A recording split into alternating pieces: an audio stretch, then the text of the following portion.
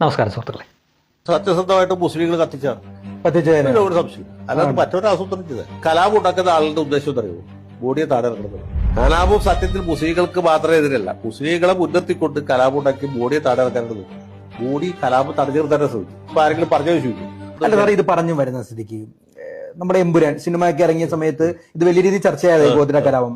ജൻസി പിള്ളേരുടെ ഇടയിൽ കൂടി ഇത് ഇച്ചിരി കൂടി ഇതെന്താണെന്ന് അറിയാനുള്ള ഒരു ത്വര ഉണ്ടായിട്ടുണ്ട്. അപ്പൊ ഇത് സാറിന്റെ എന്തായാലും ഒരു സ്ഥിരം പ്രേക്ഷകരുണ്ട്, അവർക്ക് വേണ്ടി സാറ് മനസ്സിലാക്കുന്ന ഗോത്ര കലാപം കൃത്യമായിട്ട് ആസൂത്രണം ചെയ്ത് RSS ആസൂത്രണം ചെയ്ത് നടപ്പിലാക്കിയതാണോ, അതോ ഇവർ പറയുന്നത് ഈ RSS പറയുന്ന പോലെ ഈ RSSകാർ സംഘചാലകർ വരുന്ന വണ്ടിക്ക് മുസ്ലിം സമുദായം തീയിട്ടിട്ട് അങ്ങനെ ഉണ്ടായതാണോ? സാറ് പഠിക്കുന്ന ഒരു വ്യക്തി എന്ന രീതിയിൽ സത്യസന്ധമായിട്ട് മുസ്ലിങ്ങൾ കത്തിച്ചതാണ് ഒരു സംശയമില്ല. അല്ലാതെ മറ്റൊരു ആസൂത്രം ചെയ്തല്ല. അല്ല, ഇതിൽ വരുന്ന ആളുകൾ അത് എങ്ങനെ വെച്ചാല് ഈ ഗോത്ര മുമ്പ് തന്നെ വർഗീയ സംഘർഷത്തിന് കുപ്രസിദ്ധമായ ഗോത്രയുടെ ചരിത്രം, ഗോത്ര മാത്രമല്ല ഗുജറാത്തിലെ പല സ്ഥലങ്ങളും. യുക്തിവാദിയായ C. രവീന്ദ്രൻ മാഷിനെ ഇന്റർവ്യൂ ചെയ്തപ്പോഴും തൻ്റെ മതവും മതവിശ്വാസവും രാഷ്ട്രീയവുമൊക്കെ പ്രകടമാക്കിക്കൊണ്ട് തന്നെ ഇന്റർവ്യൂ ചെയ്തു, ചോദ്യങ്ങൾ ചോദിച്ചു തേഞ്ഞ ഒരു സുഡാപ്പി മുതലാണ് ഈ അവതാരകൻ.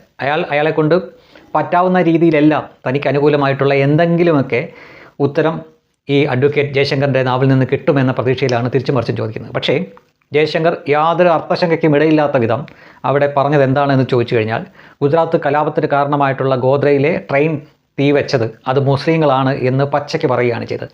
സാധാരണഗതിയിൽ ആരെങ്കിലും ഈ സത്യം അറിയാവുന്ന ആൾക്കാരുണ്ടെങ്കിലും അവർ ഇതേപോലുള്ള വേദികളിൽ എന്താ പറയുന്നത്, ഒരു പ്രത്യേക വിഭാഗം ആളുകൾ എന്നേ പറയാറുള്ളൂ. പക്ഷേ ഇവിടെ അഡ്വക്കേറ്റ് ജയശങ്കർ കൃത്യമായിട്ടും അത് മുസ്ലിങ്ങൾ തന്നെ ചെയ്തതാണ് എന്ന് പറയുകയാണ് ചെയ്യുന്നത്. പിന്നീട് അവൻ അതിൻ്റെ ഒരു സംശയത്തിൻ്റെ ആനുകൂല്യമെങ്കിലും ചേർത്തുകൊണ്ട് എന്തെങ്കിലും ചോദിക്കാനുള്ള ഒരു ഗ്യാപ്പ് പോലും അദ്ദേഹം കൊടുക്കുന്നില്ല. അത് മുസ്ലിങ്ങൾ തന്നെ കത്തിച്ചതാണ് എന്ന് പറയുന്നത്. തുടർന്നാണ് ഈ കലാപം ഉണ്ടാകുന്നത്. അപ്പോൾ മുഖ്യമന്ത്രിയായിരിക്കുന്ന നരേന്ദ്രമോദി ശരിക്കും ഈ കലാപം അടിച്ചമർത്തിയില്ലെങ്കിൽ അദ്ദേഹത്തിൻ്റെ സ്ഥാനത്ത് നിന്ന് ഇറങ്ങി പോകേണ്ടി വരും. അപ്പോൾ അദ്ദേഹം അത് അടിച്ചമർത്താൻ വേണ്ടി ശ്രമിച്ചു എന്നുകൂടി പറയുന്നുണ്ട്. ഇത്രയും കാലം ആരെങ്കിലും ഈ രീതിയിൽ പറയുന്നത് നമ്മളാരും കേട്ടിട്ടില്ല. ഒന്നാമത് ഈ സംഭവത്തിന് ശേഷവും ഇതിൻ്റെ സത്യം ജനങ്ങളോട് പറയാൻ ഒരൊറ്റ രാഷ്ട്രീയ നേതാക്കളോ BJPക്കാരും മോദിയൊക്കെ അത് ആദ്യം തൊട്ടേ പറയുന്നുണ്ട്. പക്ഷേ മറ്റുള്ളവരാരും പറഞ്ഞു കേട്ടിട്ടില്ല. എത്ര വർഷം കഴിഞ്ഞു എന്ന് ഓർക്കണം.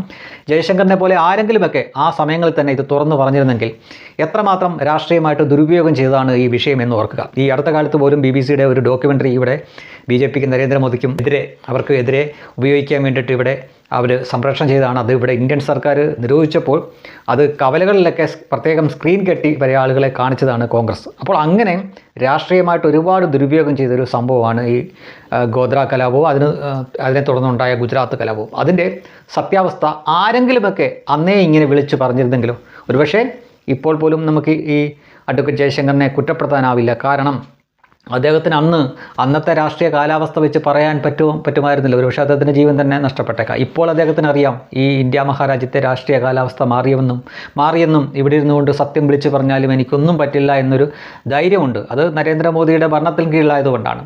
നിങ്ങളൊന്ന് ഓർത്തു നോക്കുക, നരേന്ദ്രമോദി എന്ന വ്യക്തി വളരെ മീഡിയ ഫ്രണ്ട്ലി ആയിട്ടുള്ള വ്യക്തിയായിരുന്നു. ഏതൊരു മാധ്യമത്തിനും അദ്ദേഹത്തെ സമീപിച്ചാൽ അവർ ചോദിക്കുന്നതിനൊക്കെ ഉത്തരം കൊടുക്കുന്ന വളരെ ഫ്രണ്ട്ലി ആയിട്ടുള്ള ഒരു വ്യക്തിയായിരുന്നു എന്ന് മുതിർന്ന മാധ്യമപ്രവർത്തകർ തന്നെ പലപ്പോഴും പറഞ്ഞിട്ടുണ്ട്. ആ വ്യക്തി മാധ്യമങ്ങളെ തൻ്റെ രാഷ്ട്രീയ ജീവിതത്തിൽ നിന്ന് തന്നെ അകറ്റി നിർത്തിയത് ഈ ഒരൊറ്റ സംഭവത്തിന് ശേഷമാണ്. അദ്ദേഹം പല അന്വേഷണ ഏജൻസികൾക്ക് മുന്നിൽ മണിക്കൂറുകളോളം ഇരുന്നു കൊടുത്തിട്ടുണ്ട്.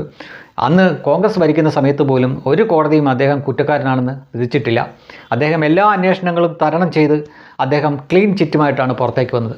എന്നിട്ടും അദ്ദേഹത്തെയും അദ്ദേഹത്തിൻ്റെ പാർട്ടിയെയും നിരന്തരം പ്രതിസ്ഥാനത്ത് നിർത്താനാണ് പലരും ശ്രമിച്ചുകൊണ്ടിരുന്നത്. അത്തരക്കാരുടെ ഇടയിലാണ് വർഷം കുറേ കഴിഞ്ഞെങ്കിലും അത് കത്തിച്ചത് മുസ്ലിങ്ങളാണ്. ശ്രദ്ധിക്കണം, ഒരു പ്രത്യേക വിഭാഗം എന്ന ഈ പൊതിഞ്ഞു പിടിച്ചുള്ള ഒരു വർത്തമാനമല്ല ഇവിടെ ജയശങ്കർ പറഞ്ഞത്. കൃത്യമായിട്ടും പറയുന്നത് അത് മുസ്ലിങ്ങൾ തന്നെ കത്തിച്ചതാണ്. അങ്ങനെ കലാപമുണ്ടായാൽ അതിൻ്റെ പഴി ഏറ്റുവാങ്ങിക്കൊണ്ട് നരേന്ദ്രമോദിയെ താഴെ ഇറക്കാം എന്നായിരുന്നു അവരുടെ അജണ്ട എന്നുകൂടി പറയുന്നുണ്ട്.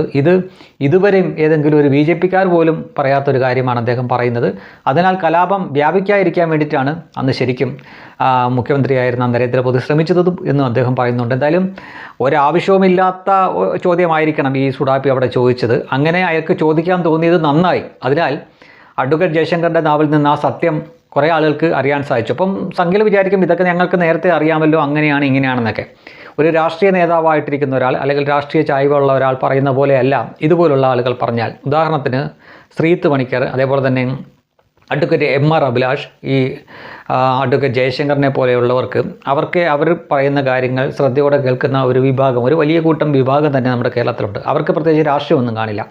ഇവരെയൊക്കെ കാണുന്ന സംഖ്യകളും കൊങ്ങികളും അതേപോലെ തന്നെ കമ്മികളുമൊക്കെ ഉണ്ട്, ചുടാപ്പികളുമൊക്കെ ഉണ്ട്. അത് വിമർശിക്കാൻ വേണ്ടിയിട്ടും അല്ലെങ്കിൽ ആരെങ്കിലുമൊക്കെ ഏറിക്കയറ്റാൻ വേണ്ടിയിട്ടും ആയിരിക്കാം. പക്ഷേ ഇത് കൂടാതെ ഒരു രാഷ്ട്രീയമില്ലാത്ത ഒരുപാട് നിഷ്പക്ഷമായിട്ടുള്ള ആളുകളും ശ്രമിക്കുന്നതാണ്, അവർക്ക് കേൾക്കുന്നതാണ് ഇതുപോലുള്ളവരുടെ വാക്കുകൾ. അവരിലേക്കാണ് ഈ സത്യം എത്തുന്നത്. അതും കുറേ വർഷങ്ങൾക്ക് ശേഷമാണ്, ഏതാണ്ട് 2 പതിറ്റാണ്ട് കഴിഞ്ഞ് വളരെ താമസിച്ചാണെങ്കിലും ആ സത്യം കുറേ പേരെങ്കിലും അറിയാൻ ഇപ്പോൾ ഈ സുഡാപ്പിയുടെ ഒരു ചോദ്യം കൊണ്ടുള്ള ജയശങ്കറിൻ്റെ ഉത്തരത്തിന് സാധിച്ചു എന്ന് തന്നെയാണ് നമ്മൾ മനസ്സിലാക്കേണ്ടത്. ഇത് പക്ഷേ ആ സമയത്തെ ആരെങ്കിലുമൊക്കെ തുറന്നു പറഞ്ഞിരുന്നെങ്കിൽ നരേന്ദ്രമോദിയും അദ്ദേഹത്തിൻ്റെ പാർട്ടിയുമൊന്നും ഇത്രയേറെ വേട്ടയാടപ്പെടില്ലായിരുന്നു. പക്ഷേ ഇത്രയും വേട്ടയാടൽ കഴിഞ്ഞിട്ടും ആ മനുഷ്യൻ, അന്ന് കയറിയ മനുഷ്യനാണ് അധികാരത്തിൽ, ഇന്ന് വരെ അവിടെ നിന്ന് ഇറങ്ങേണ്ടി വന്നിട്ടില്ല. അന്നുണ്ടായിരുന്നതിൽ എത്രയോ 10 മടങ്ങ് ശക്തിയോടെ ഇന്നും അധികാരത്തിലിരിക്കുന്നു. എത്ര കാലം കഴിഞ്ഞാലും സത്യം പുറത്തു വരും എന്നതിന് ഒരുപാട് തെളിവ് നമ്മുടെ മുന്നിലുണ്ട്. ഇതും അതിലൊന്നുകൂടിയാണ്.